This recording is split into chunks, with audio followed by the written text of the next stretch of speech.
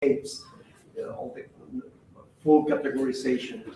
How powerful are these models, not only to audit present reality, but to try to forecast, in as much as we can use that word in academic studies, the behavior, the dynamic of the media system of any particular country? I don't know the answer to that entirely.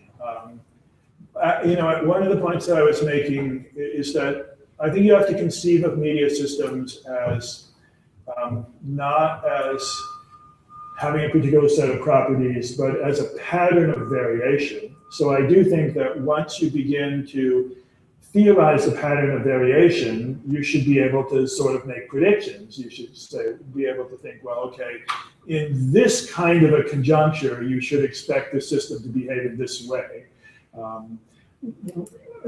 How much you can predict like secular change over time, where is this kind of media system going to go, I'm a little bit less sure about that. I mean, I guess I would say that we don't know yet, but theoretically, I think it's conceivable. I mean, partly because the amount of time, I mean, since people have started doing this kind of research, the amount of time that has gone by is limited. So there's like less theorization about transition.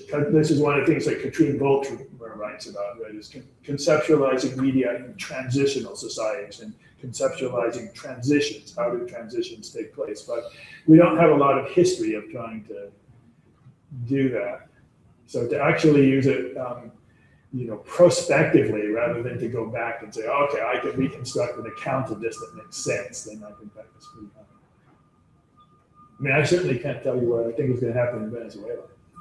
I mean, this jump on that precise point about Venezuela, and I like the point that you made about saying, to what extent we can say this is a permanent change, and again, I mean, it's a media that not only is in transition, it's in constant. Latin America makes constant change. The contrary to Europe, civil society in Latin America was in a way created by the political parties, at least in the case of Venezuela and in Colombia, where the civil society derived from the political parties, rather than like in Britain, where like the Labour Party was a product of the workers' union. It was all the way around in many places in Latin America. And simply in this scenario, the media, the media system as a group of organizations has learned to adapt to survive. So if you look at the history of in Venezuela, the main newspaper with probably a couple of sections has sided with governments and regimes differently over the years. I mean, look at the case of El Mercurio, who has basically been with everybody. And in Venezuela, one of those newspapers, Panorama, has been with every single regime. It changes to adapt. So obviously, if that's what's happening, then one would expect also that the media regime itself adapt. Particularly for one of the things you say, there's a very heavy dependency in Latin America, for example, in official advertisement. So whoever controls that flux of money controls, in a way, access to the media and can implement a change. This perhaps is right. We're witnessing at the moment a cluster, particularly in the new populist regimes, which have made changes in the law of media, the different media law system, and that might have an impact. I think it's also very important not to forget the audience, because although there can be a profound change in the media system, the audiences are more stable. In the case of Venezuela, the Chavez regime decided to close RCTV, basically because they could not defeat the issue of audience. And even today, even though the main spectrum of the media in Venezuela now is dominated by the state, the two commercial channels, Venevisión and Telven, still dominate something like over 65% of the television audience in Venezuela. So I think we need to incorporate into this the issue of audiences, because it's very, very important in defining at the end, who controls the public sphere. audiences as a kind of actor that's an actor that's hard to integrate into the conceptual framework to the extent that you center it around capture, right? Because the audiences you don't exactly capture. And so, you know, 'cause I was making the argument for taking market forces out of the concept of capture and conceiving those as another structural constraint on the media, but constraint is even, I mean, that's only part of their role. I also conceive of markets as not being exactly external to the media, right, but something that's internal to the media. Yeah. Yeah. Well, I just like to add, because I had my chance yesterday to explain the book and to explain the talk.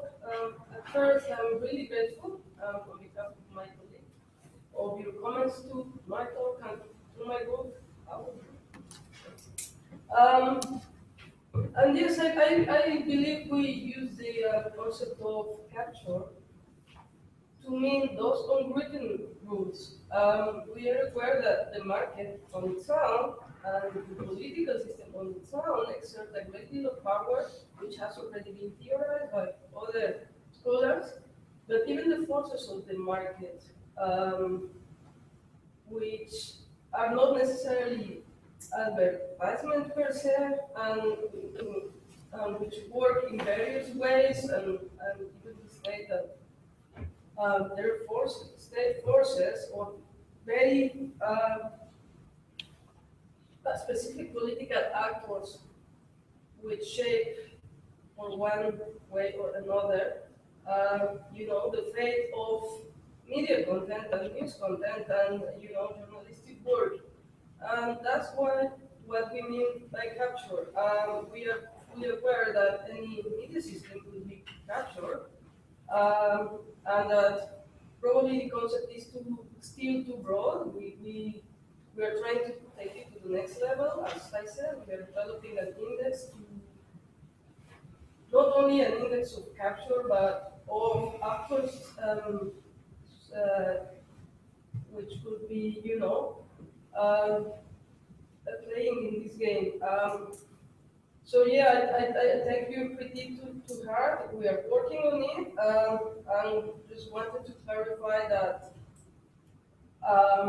we are leaving capture out of the already established forms of the exercise of power, like market and the state.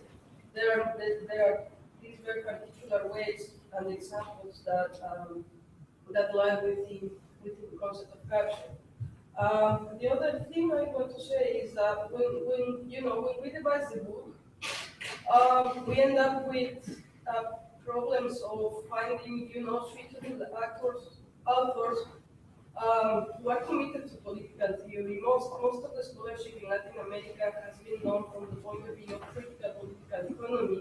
So for over 30 years, we've complained about the media concentration. And I think political economists and political scientists don't talk for some reason. Like the conferences are different. Like the conferences they attend quite differ. Like there is no dialogue, and we were hoping that this book could, you know, at least engage some of the conversation with the most established strand of scholarship, which is critical economy. For example, Martin Becerra and Masterini and these authors, you know, would never be published along someone like Manuel Guerrero, who is a political scientist. And I think by publishing this book, a wide range of scholars are there. We have a chapter on post-colonial theory by a scholar who claims that the very concept of journalism, it's not only Western, but it's a product of the Enlightenment, and it's an imposition. So we have all kinds of backgrounds in the book, and we were hoping that, you know, to foster dialogue. The very idea of liberal capture came after we had the essays. And that's why probably the essays don't quite follow through the concept. because we realized when we had all those 16 essays with us that they had something in common, and that the common thread was actually the way in which these unwritten rules and these cultural templates for doing things and for doing politics were underlying at the core of even good intentions of regulation.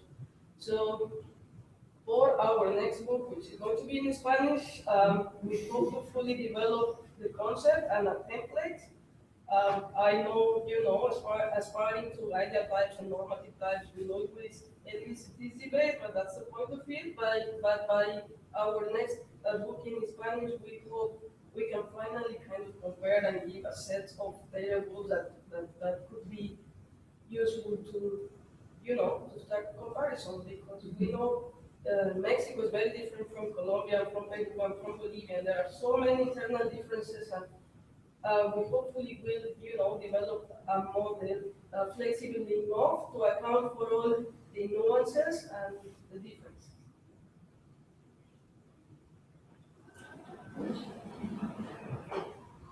Okay, I think that's, thank you very much, Dan.